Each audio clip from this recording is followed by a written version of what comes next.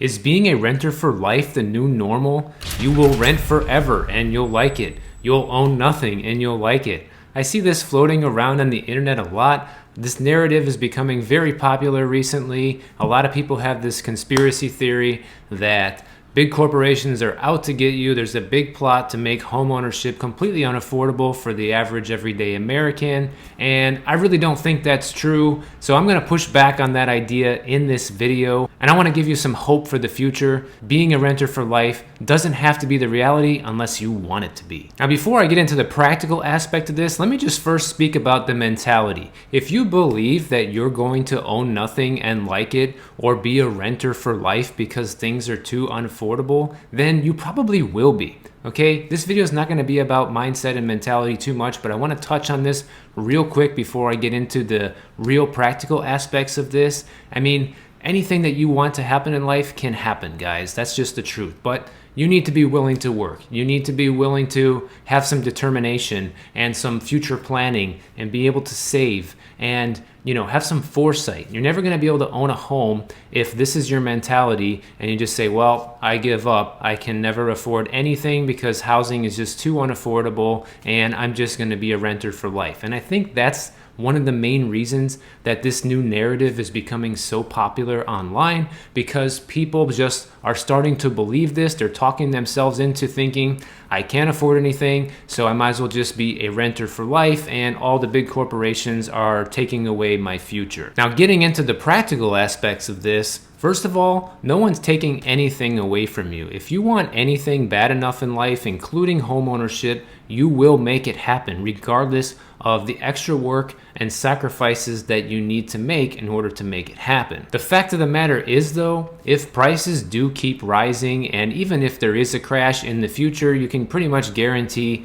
the prices probably will be the same or even higher than they are right now. And let's face it, homeownership was already difficult and felt unattainable before the pandemic, and now that the housing market has been going bonkers, it seems even more unaffordable and more unattainable for many more Americans. So it is going to be more difficult in the future to buy a house. I am not going to disagree with that. Absolutely it will be. This is not like the old days where dad could go to work and mom could stay home and dad could just afford to buy a nice house and have a family car and everything's hunky-dory. No, those American days are over. It's going to take probably the work of a couple living together, being financially smart, saving, looking for deals, investing, and waiting for the right opportunity. Those are the people who are going to be able to afford a home. Not the ones going with this water cooler talk of you'll be a renter for life or you'll own nothing and you'll like it. To me, that's just an easy way out, and you have to stop with that. So how are you going to go about becoming a homeowner then if prices are higher than ever, essentially?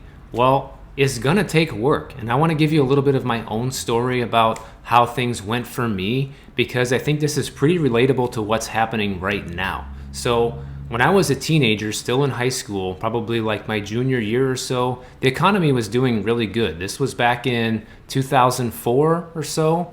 So things were still going pretty well, and it was a few years before the big financial crisis in 2008. But the economy was doing great, everybody was making a lot of money, and I used to think back then that I will be doing the same. When I graduate from high school, I'm gonna be able to get a pretty good job, make a lot of money, and get on my investing journey and buy my own home. Well, then 2008 happened, the crash came, and that was the same year I actually moved to Miami. I was 20 years old, so the entire country was in a recession.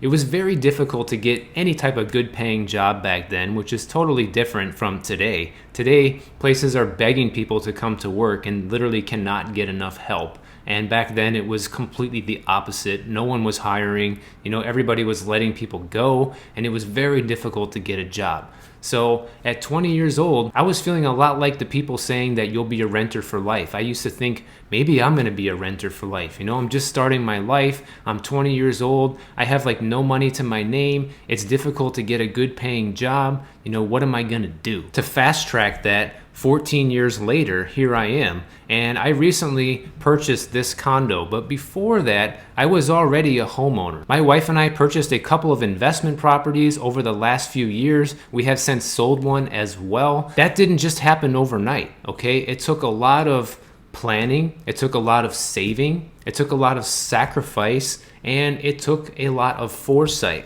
to be able to do that. Now, yes, I am in the real estate business, and that has helped me. It's given me an edge on being able to know what to look for. Having seen properties day in and day out for the past 13 years, it makes it easier to look for deals. But honestly, there's a lot of everyday people out there who are also real estate investors, but I'm not even talking about being a real estate investor here. I'm just talking about ever having enough money to save and buy your own place. In fact, this condo that I live in right now, my wife and I used to dream. We used to talk about this 14 years ago when we first met and say, wow, look at that building. I wish one day we'll be able to afford a place there. And it just seemed completely unattainable at the time. We're both not making a lot of money, and saving the amount of money for the down payment and having income to be able to afford something like this seemed completely out of reach. And that was 14 years ago, guys. And we only bought our first investment property 3 years ago. So really it took a good 11 years to have any sort of money at all to buy an investment property. And then another few more years after that, and after selling one of them, to buy this condo. So that's what I'm talking about. It takes sacrifice, and it takes foresight, and a lot of determination. You really have to want it, because if you don't, it's probably never going to happen for you. So I just wanted to share that quick story because I felt hopeless back then too, but I am living proof that if I can do it, I'm telling you, you can do it. Before I moved to Miami, I was literally detailing cars at a car dealership for like $7.50 an hour, like no joke. So if I can go from that to living here 14 years later and owning my own condo on the beach, then you probably can too. And you don't need to shoot for the stars or own something crazy like this. You could still live in a nice neighborhood somewhere in America for significantly less than what it costs to buy this place. So the idea and dream of homeownership is not over yet. And like I mentioned in my last video, I told a lot of buyers, you should be careful right now because the market is so crazy high. People are waiving inspections, they're waiving appraisals, and I really don't recommend you do this just to get into a property unless that property is still cheaper than paying rent in your area. That's probably the one caveat. And as an investor, you're pretty much exempt from this rule anyways, because investors aren't going to buy something usually that doesn't cash flow. So that's pretty much the criteria, not the price of the property or interest rates or anything like that. The other reality people have to face is, okay, maybe you don't make enough money right now to be able to buy a home, or you don't think you will be able to make enough money to buy one in the future. Well, there's only one way to fix that, guys. You have to earn more money. Now, you might not be able to do that at your current job. You might have to get a different job. You might have to work multiple jobs. You may have to start your own business. You may have to have a side hustle. There's a lot of different things and opportunities available to us in the United States that we should all be massively thankful for, because people in other countries don't necessarily have all the opportunities we have here. So not being able to purchase a home and being a renter for life is basically a victim mentality, okay?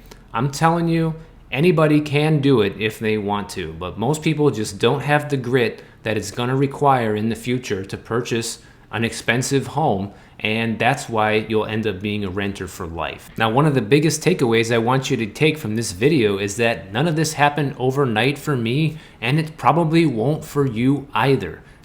Today's world is so fast-paced, and everybody just expects everything to happen right now, which, is not surprising considering that you can order something from Amazon and have it at your house the same day. That never used to be possible 10, 15 years ago. The thing that hasn't changed, and the thing that still moves slow, is the ability to buy real estate. This is what people call the American dream, okay? And it takes a long time to realize that dream. Maybe a shorter time frame for some than others, depending on, situations in life come up. So people have hardships, some people have a lot of luck, and some people are better at saving, and some people earn more money, etc. There's a lot of differences and variables for everyone. But really the most important thing is that you give it enough time. You don't take your eye off the ball, okay? You need to keep it in mind that if you want to own a home, you work backwards, okay? How much do houses cost, all right? How much of a down payment am I going to need to get into my first home? what kind of first-time homebuyer programs are available in my area. You need to take advantage and be thinking of all of these things if you want hope of ever becoming a homeowner. Now, if you are looking to buy a property right now, I do recommend you be extremely careful. You want to check out this video right over here of why you might want to wait out the housing market, and I'll catch you guys over there.